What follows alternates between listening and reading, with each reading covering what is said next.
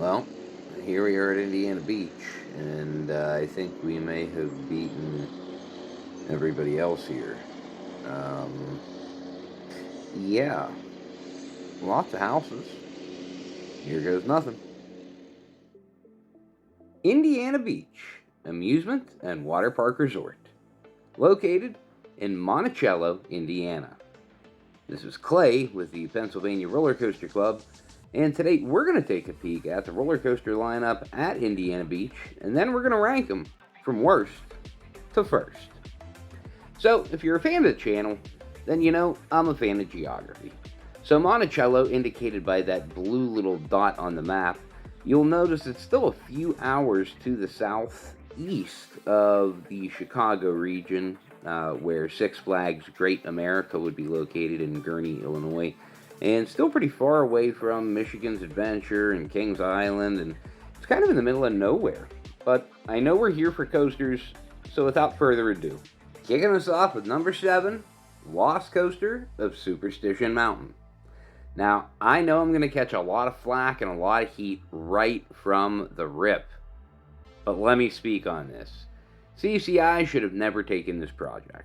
Now, I really appreciate the fact that they did, because it's kind of crazy to think of what was asked to be done here.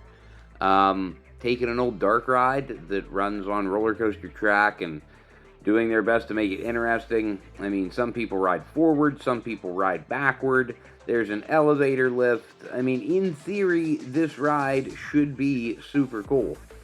But I can tell you, it's really not. It's more gimmick than it is anything, and for that reason, I give it several big knocks. Now, I do give it credit for having the innovation and the thought process to say, hey, let's try to turn this into a really weird roller coaster. I appreciate the effort.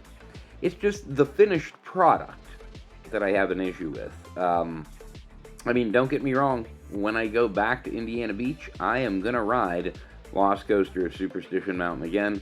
I'm probably going to ride it several times because I do have fun. But, I mean, just because something is fun and interesting doesn't make it good.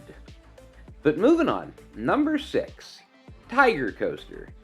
Now, this is a Jetstar model from Schwarzkopf, and we know Indiana Beach, they love their Schwarzkopf roller coasters. Fortunately, as do I.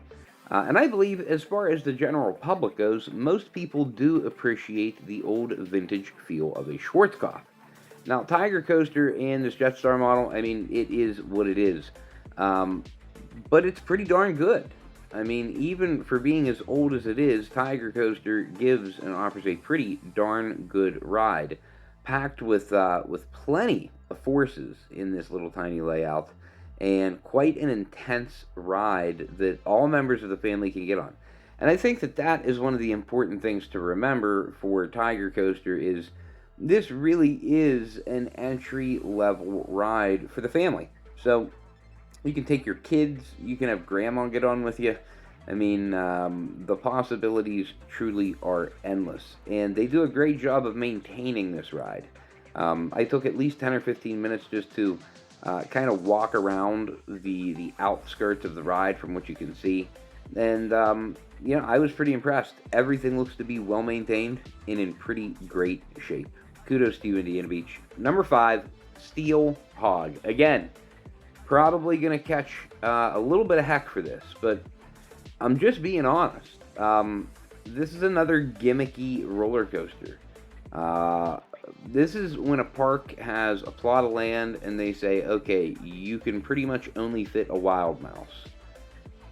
I appreciate the fact that some parks say, we're not going to go the conventional route. We are going to put in something unique and something weird and something goofy. I mean, boom, mission accomplished with Steel Hog. This ride model, the Screaming Squirrels, it's fun. It's fun. And again, when I go back to Indiana Beach, definitely going to ride it again, probably several times. I enjoy the ride. But comparatively speaking, it's just a gimmicky family coaster to me. I don't find it to be an elite ride experience. I don't even view this as being a bucket list ride for others. This is not the ride in the park that I would tell you make sure you go to Indiana Beach just to ride. Nah. Steelhog would not be the ride that comes out of my mouth, obviously. Good ride. I think it's solid, but it's got to be down at number 5. But number 4, All-American Triple Loop. Now, originally, when I made this video, guys, All-American Triple Loop was 7th. It was last. Those over-the-shoulder harnesses, they absolutely kill the ride. Killed the ride. However, now that these lap bars, or not lap bars, these shoulder pads, if you will, have been removed and the restraint system has been completely upgraded, this ride is significantly improved. And it rides much more like some of the other older Schwarzkopf models.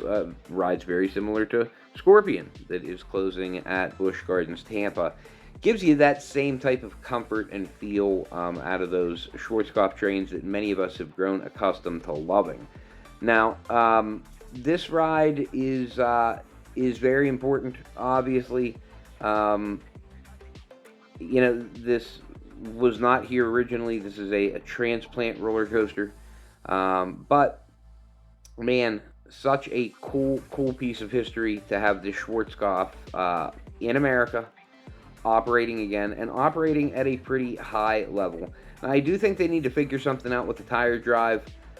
It has not been exactly the most reliable thing so far for this season. So hopefully some small tweaks and adjustments can be made, and who knows, maybe this can even climb up the list even further. But moving on to number 3, Hoosier Hurricane. What a great ride, guys. This is a great classic American wooden roller coaster. Absolutely love this CCI. A lot of people give it hate and throw shade on it because there's not that many tremendous moments of airtime. Well, heck, there's really not a ton of airtime anywhere on the ride, but you do get a little bit of floater here and there. Plenty to get the juices flowing and build the excitement, especially if you have younger riders or elderly riders. This is the perfect ride to go to bounce back and forth between this and Tiger Coaster. And, you know, possibly even a couple other rides here. But, you know, Hoosier Hurricane, it's a very approachable roller coaster. There is nothing flashy. There's nothing that jumps out at you on the stat sheet. It just works. And it works really, really well. They seem to operate 2 trains on it pretty consistently, so it does eat people at a pretty good rate, even when the park is a little bit busy. And, you know, my first impression of this ride was incredibly positive because, again, leading up to my first rides, all I had heard was how boring Hoosier Hurricane is. And, man, I cannot disagree more. I had a blast on this ride. I think it is incredibly well maintained. I think it's still very smooth and really just a perfect attraction for this park. But coming in at number 2, Cyclone. Now, I know this is probably the surprise and the shock of the rankings. Guys, this is absolutely outstanding. This Cyclone, I believe, and correct me if I'm wrong, I believe this is an old Pinfari. But wow. It runs glass smooth. I mean, if anyone ever asked, what kind of roller coaster would you like in your backyard?